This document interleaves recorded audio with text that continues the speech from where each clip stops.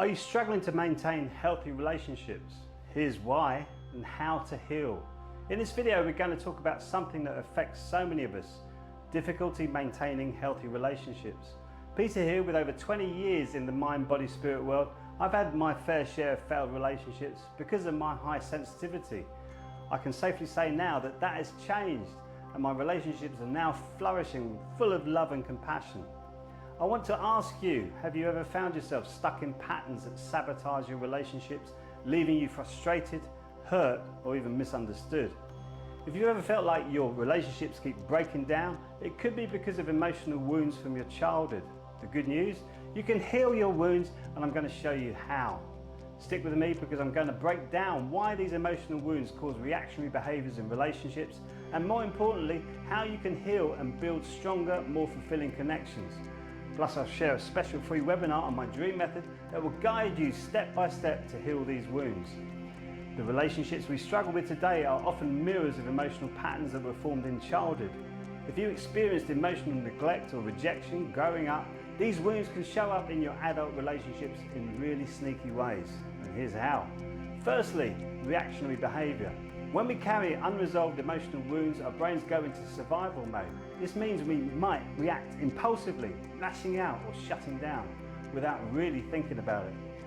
Have you ever had a moment in a relationship where your reaction felt bigger than the situation called for? That's likely an old wound being triggered. I know I used to be explosive when these triggers were set off. I call it the highly sensitive machine gun, where I used to rattle off all the things that were upsetting me and overblow a situation that could have ended amicably. Which leads me to my second point, emotional triggers. These wounds can create emotional landmines. You might find yourself triggered by seemingly small things like a tone of voice or a missed text message, but it's really the deeper fear of abandonment, rejection, or not being good enough that's being activated. And when we're triggered, we can become defensive or overprotective of ourselves, which pushes others away. And the third point is projection. We often project our unresolved feelings onto other people. If you felt unsupported or neglected as a child, you may subconsciously expect your partner or friends to fill that gap.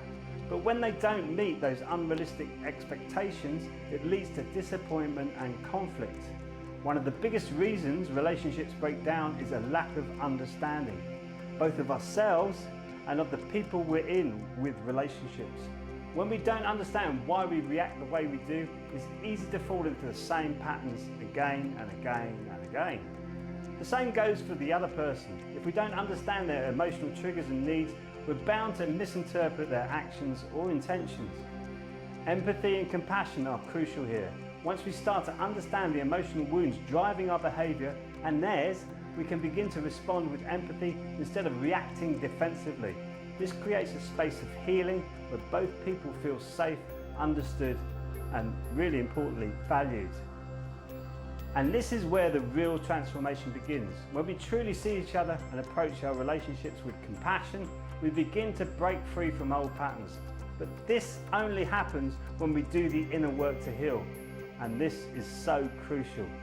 The journey of healing emotional childhood wounds is the key to transforming your relationships. That's why I created the Dream Method, a 5-step process that helps highly sensitive people heal from these deep-rooted wounds, find emotional freedom, and cultivate healthier, more meaningful relationships. Here's a quick overview of the 5 steps in the Dream Method. Step 1 is discover. Identify the root of your emotional wounds. Where did they come from? What specific experiences from your childhood still affect you today?